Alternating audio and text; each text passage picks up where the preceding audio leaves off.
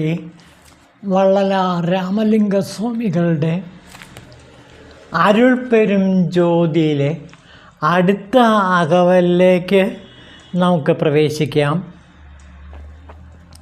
മനാദികൾക്ക് അരിയമതാതീത വെളിയാം അനാദി ചിത്സഭയിൽ അരുൾപ്പെരും ജ്യോതി.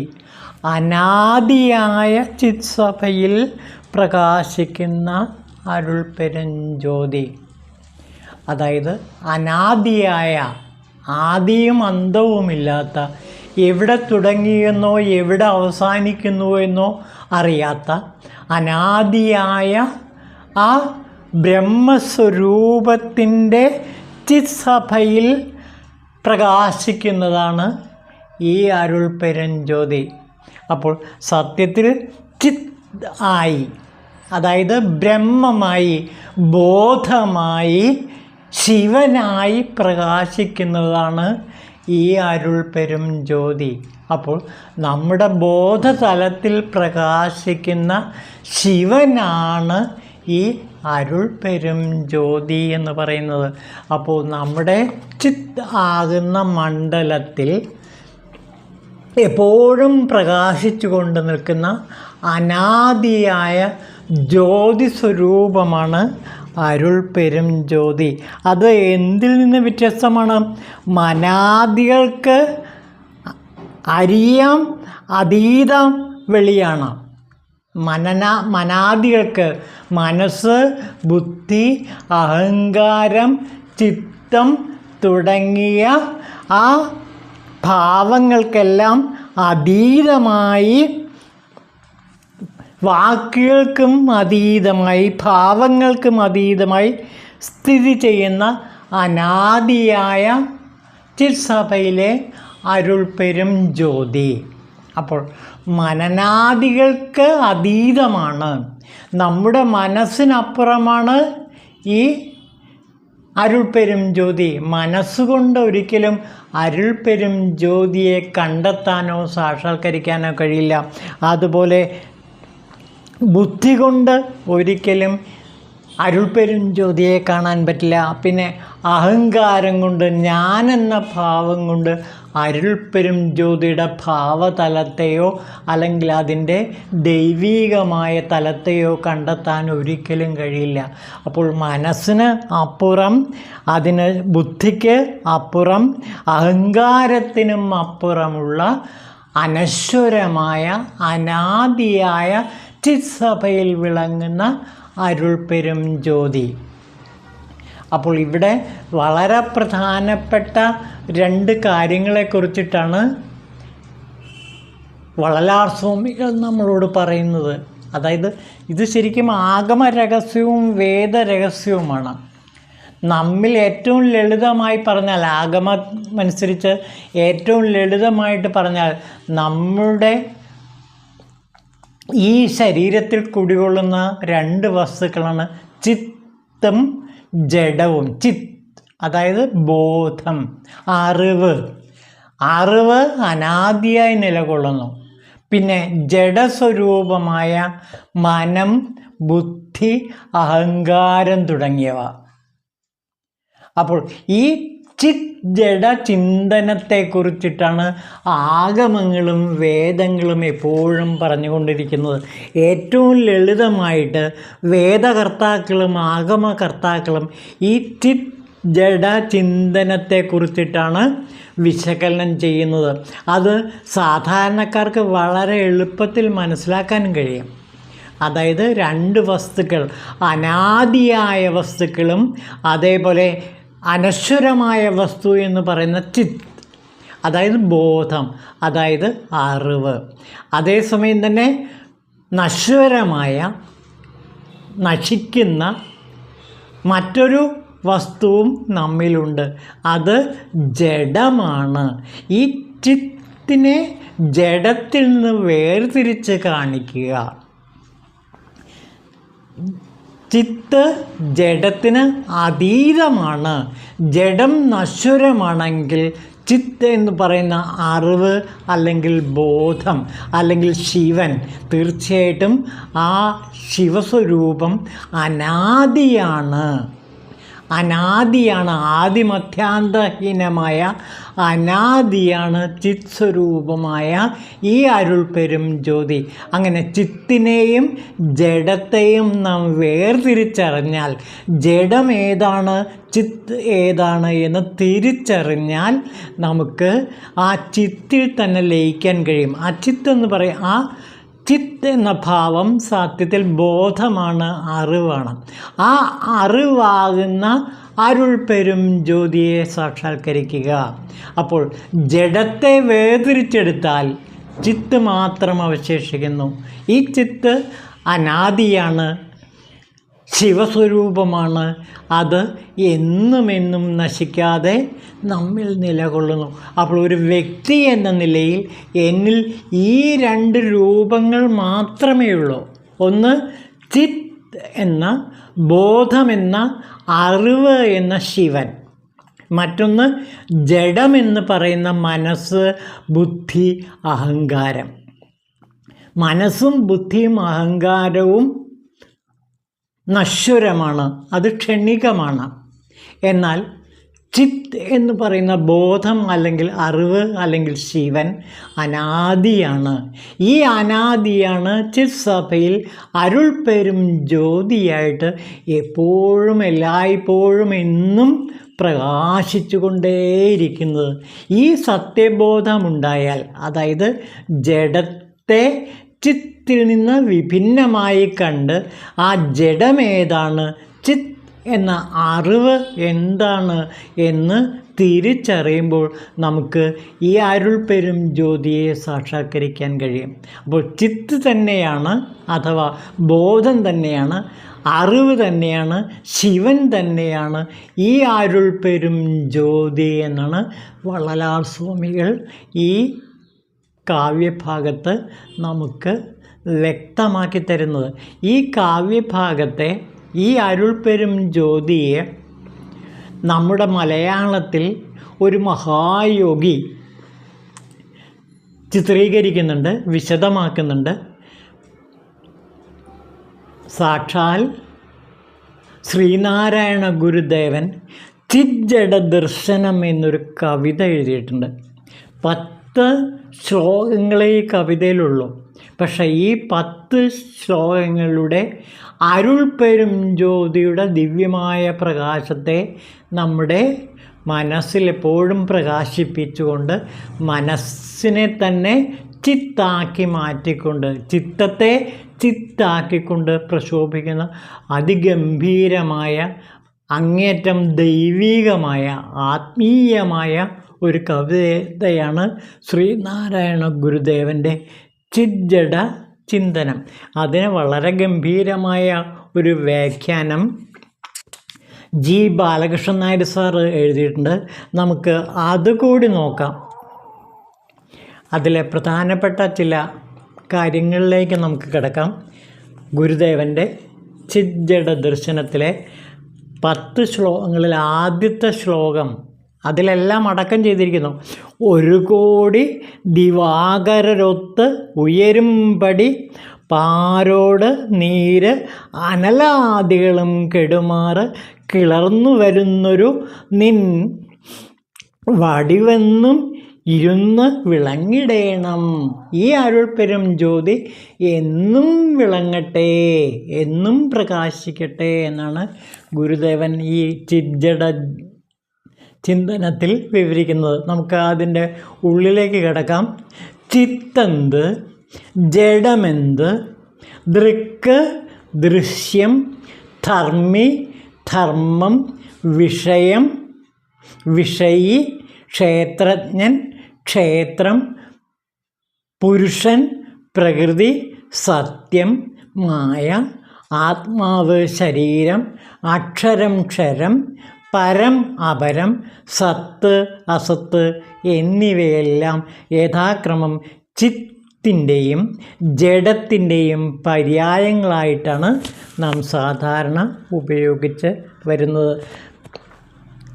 സത്യാന്വേഷകർക്ക് നിലനിൽപ്പിൻ്റെ ഭാഗങ്ങളായി രണ്ടേ രണ്ട് ഘടകങ്ങൾ മാത്രമേ ഉള്ളൂ. ആ രണ്ട് ഘടകങ്ങളാണ് ചിത്ത് എന്നതും ജഡം എന്നതും.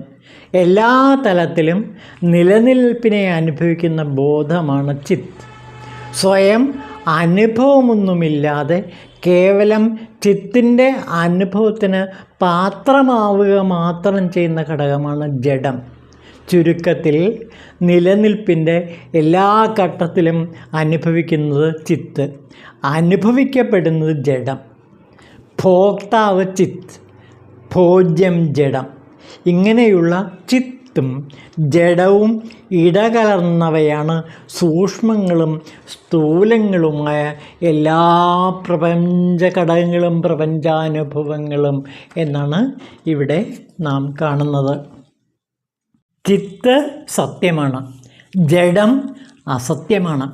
പ്രപഞ്ചാനുഭവം ചിജ്ജഡങ്ങളുടെ സംയോഗമാണെങ്കിൽ ഇവയുടെ സ്വരൂപം വേർതിരിച്ചറിയുന്നതോടെ സത്യാസത്യങ്ങൾ തെളിയും. സ്വയം അറിഞ്ഞ് മറ്റുള്ളവരെയും അറിയുന്നത് സത്യം എന്ന് വെച്ചാൽ സ്വ അനുഭവത്തോടെ സ്വയം പ്രകാശിക്കുകയും മറ്റുള്ളവയെ പ്രകാശിപ്പിക്കുകയും ചെയ്യുന്നത് ഏതോ അത് സത്യം. കണ്ടോ, വളരെ പ്രധാനപ്പെട്ട ഒരു ഘടകമാണ് ഇവിടെ പറയുന്നത്. സ്വ അനുഭവത്തോടെ സ്വയം പ്രകാശിക്കുകയും മറ്റുള്ളവയെ പ്രകാശിപ്പിക്കുകയും ചെയ്യുന്ന അരുൾപ്പെരും ജ്യോതി സത്യമാണ്. സ്വ അനുഭവമില്ല, അതുകൊണ്ട് സ്വയം പ്രകാശിക്കുന്നില്ല. ഇക്കാരണത്താൽ മറ്റൊന്നിനെയും അറിയാനുള്ള കഴിവുമില്ല. സ്വന്തം നിലനിൽപ്പ് തന്നെ വേറൊന്നിനെ ആശ്രയിച്ച് മാത്രം. ഇങ്ങനെയുള്ളതാണ് അസത്യം. ഈ ലക്ഷണപ്രകാരം ചിത് സത്യമായ അരുൾപ്പെരും ജ്യോതി, ജഡമെന്നുള്ളത് അസത്യം, എങ്ങും മാറ്റമില്ലാതെ വിലസുന്നത് സത്യം, സദാ ജനിച്ചും മരിച്ചും രൂപം മാറിക്കൊണ്ടിരിക്കുന്നത് അസത്യം. ഈ നിലവിലുള്ള രണ്ടും ചിത്തവും സത്യവും വേർതിരിച്ചറിയുക. അതായത് സത്യമേതാണ്, അസത്യമേതാണ്, ചിത്ത് ഏതാണ്, അതുപോലെ ജഡം ഏതാണ് എന്ന് തിരിച്ചറിയാൻ കഴിയുക. അതിലൂടെ നമുക്ക് ഈ അരുൾപ്പെരും ജ്യോതിയെ സാക്ഷാത്കരിക്കാൻ കഴിയും. നമുക്ക് ശ്രീനാരായണ ഗുരുദേവൻ്റെ ചിജ്ജഡ ചിന്തനത്തിലേക്ക് തന്നെ വീണ്ടും വരാം. നോക്കൂ, അതിൻ്റെ അർത്ഥം കൂടി പറയാം. കോടി സൂര്യന്മാർ ഒരുമിച്ചുദിച്ചുയരുന്നത് പോലെ ഭൂമി, ജലം, തേജസ് തുടങ്ങിയ എല്ലാ പഞ്ചഭൂതങ്ങളും മാഞ്ഞു മറയുമാറ് വ്യക്തമായി തെളിയുന്ന ശുദ്ധ ചിന്മാത്രമായ ഭഗവത് രൂപം എല്ലായ്പ്പോഴും വിട്ടുപോകാതെ അനുഭവസ്വരൂപമായി വർത്തിക്കുന്നതിന് അനുഗ്രഹിക്കണമേ എന്നാണ് പ്രാർത്ഥിക്കുന്നത്. 1 കോടി ദിവാകരരൊത്തുയരുമ്പടി പാരോട് നീര് അനലാദികളും കെടുമാറ് കിളർന്നു വരുന്നൊരു നിൻ വടുവെന്നും ഇരുന്ന് വിളങ്ങിടണം. ഈ അരുൾപ്പെരും ജ്യോതി എന്നും വിളങ്ങട്ടെ. ആ അരുൾപ്പെരും ജ്യോതിയെ എനിക്കെപ്പോഴും ഉൾക്കൊള്ളാൻ കഴിയട്ടെ, അതിനെ സാക്ഷാത്കരിക്കാൻ കഴിയട്ടെ. ചിത്തിൽ നിന്ന് സ്പന്ദിച്ചു വരുന്ന ശക്തി ആദ്യമായി ജഡശൂന്യതയുടെ പ്രതീതി ഉളവാക്കി ചിത്തിൻ്റെ പൂർണ്ണരൂപം മറയ്ക്കുന്നു. അക്കാരണത്തിലാണ് എങ്ങും നിറഞ്ഞു തിങ്ങുന്ന ബോധസ്വരൂപമായ വസ്തു സാധാരണക്കാർക്ക് മറഞ്ഞു പോയിരിക്കുന്നത്. ഇക്കാര്യം ഭഗവത്ഗീതയിലെ 7-ാം അധ്യായത്തിലും വിവരിക്കുന്നുണ്ട്.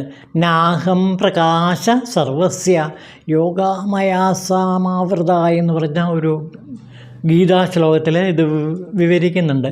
ജഡസൃഷ്ടിക്കായി മുതിരുന്ന എൻ്റെ ശക്തിയായ മയയാൽ മറയ്ക്കപ്പെടുന്നതുകൊണ്ട് എന്നെ എല്ലാവർക്കും നേരിട്ട് കാണാൻ പറ്റുന്നില്ല. അതിനാൽ ഞാൻ ജനിക്കാത്തവനും നശിക്കാത്തവനുമാണെന്ന് അജ്ഞതയിൽ മുങ്ങിപ്പോയ ലോകം അറിയുന്നതേയില്ല. ജ്ഞാനസ്വരൂപമാരായ വസ്തുവിനെ അനുഭവമണ്ഡലത്തിൽ നിന്നും അകറ്റിക്കളയുന്നതുകൊണ്ട് ജഡശക്തിയുടെ സ്വരൂപം അജ്ഞാനമാണെന്ന് സ്പഷ്ടം. അങ്ങനെയാണ് അജ്ഞാനം കൊണ്ട് ജ്ഞാനം മറയ്ക്കപ്പെട്ടിരിക്കുന്നത്.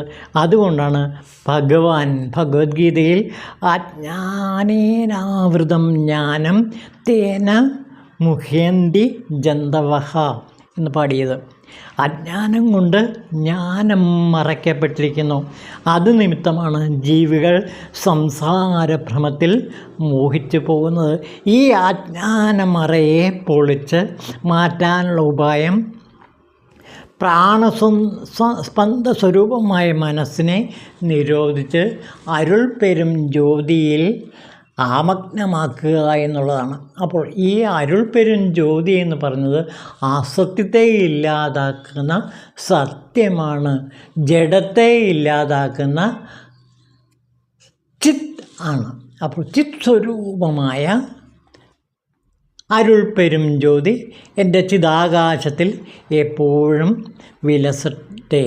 ശ്രീനാരായണ ഗുരുദേവൻ അരുൾ പെരും ജ്യോതി എന്ന് തന്നെ പറഞ്ഞുകൊണ്ട് ഈ ചിത് ചിന്തനത്തിൽ 8ാം ശ്ലോകത്തിൽ അത് വിവരിക്കുന്നുണ്ട്. നമുക്ക് അതുകൂടി നോക്കാം.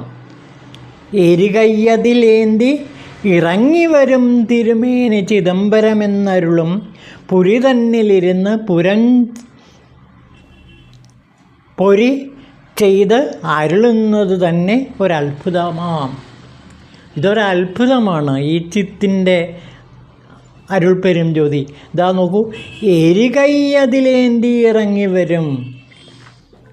എരിയുന്ന അരുൾ പെരും ജ്യോതി ഇറങ്ങി നമ്മുടെ ഭ്രൂമധ്യത്തിലേക്ക് വരുന്നു. അപ്പോൾ നമ്മുടെ മേനി എന്തായി മാറും?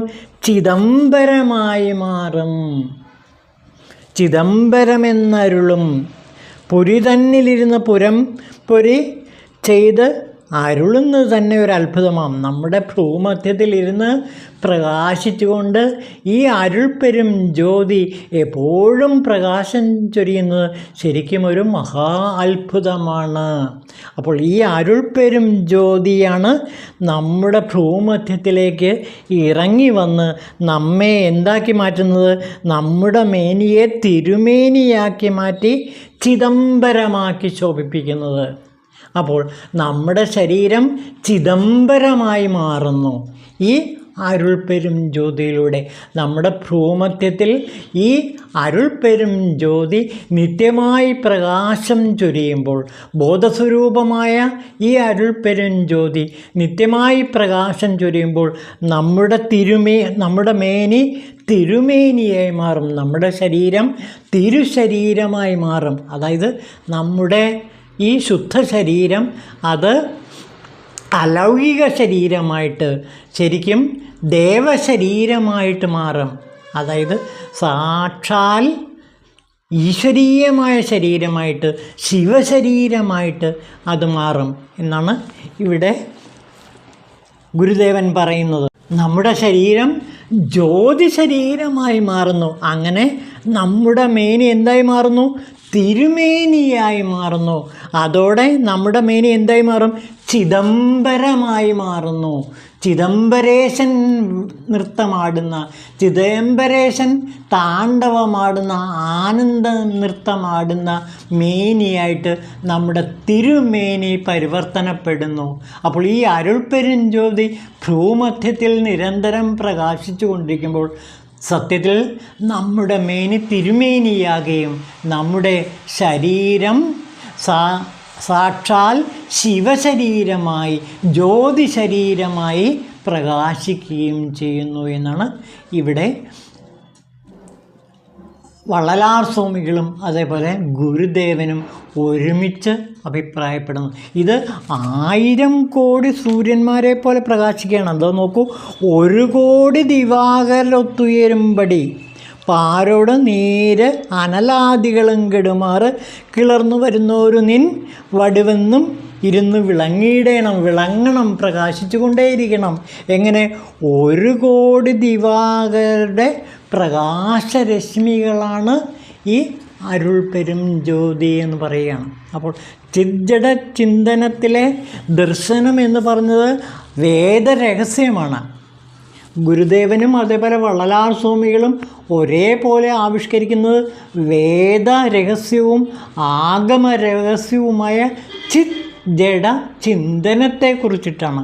ഈ ചിത് ജഡ ചിന്തനമെന്ന എളുപ്പമാർഗത്തിലൂടെ, അതായത് ഭ്രൂമധ്യത്തിലെ അരുൾപ്പെരും ജ്യോതി ധ്യാനത്തിലൂടെ ഒരാൾക്ക് വളരെ വേഗത്തിൽ ചിത് എന്ന ആ ആദി സത്യത്തിലേക്ക്, അനാദിയായ സത്യത്തിലേക്ക് എത്തിച്ചേരാൻ ഒരു പ്രയാസവുമില്ല. വളരെ എളുപ്പമായൊരു മാർഗമാണിത്. 1000 കോടി സൂര്യന്മാരെ പോലെ പ്രകാശിക്കുന്ന ഈ അരുൾപ്പെരും ജ്യോതി നമ്മുടെ ഭൂമധ്യത്തിൽ എപ്പോഴും ചിത് ആയി, ചിത് സഭയിൽ വിളങ്ങി നിൽക്കുന്നു എന്നാണ് വള്ളലാർ സ്വാമികളും അതേപോലെ ശ്രീനാരായണ ഗുരുദേവനും ഒരേപോലെ അഭിപ്രായപ്പെടുന്നത്. ഇതിൻ്റെ രണ്ടിൻ്റെയും വേരുകൾ ആഴത്തിൽ ആണ്ടിറങ്ങിയിരിക്കുന്നത് വേദരഹസ്യത്തിലേക്കാണ്, ആഗമ രഹസ്യത്തിലേക്കാണ്. അപ്പോൾ വേദാഗമങ്ങളുടെ കാച്ചിക്കുറുക്കിയ 2 വരികളാണ് വള്ളലാർ സ്വാമികൾ ഇവിടെ പാടുന്നത്. നമുക്ക് നോക്കാം അതൊന്നുകൂടെ. മനാദികൾക്ക് അരിയമതാതീത വെളിയാം അനാദി ചിത്സഭയിൽ അരുൾപ്പെരും ജ്യോതി. അപ്പോൾ മനസ്സ്, ബുദ്ധി, അഹങ്കാരം എന്നിവയ്ക്കെല്ലാം അതീതമായി, വാക്കുകൾക്കും ഭാവങ്ങൾക്കും അതീതമായി സ്ഥിതി ചെയ്യുന്നതും അനാദിയായുള്ളതുമായ ചിത് സഭയിൽ പ്രകാശിക്കുന്ന അരുൾപ്പെരും ജ്യോതി. ആ അരുൾപ്പെരും ജ്യോതിയെ ഞാനിതാ ധ്യാനിക്കുന്നു. ഇതാണ് വള്ളലാർ സ്വാമികളും അതുപോലെ ചിത് ജഡ ചിന്തനത്തിൽ ശ്രീനാരായണ ഗുരുദേവനും ഒരേപോലെ ചെയ്യുന്ന വേദരഹസ്യം, ആഗമ രഹസ്യം. ഓം ശിവായ നമഃ.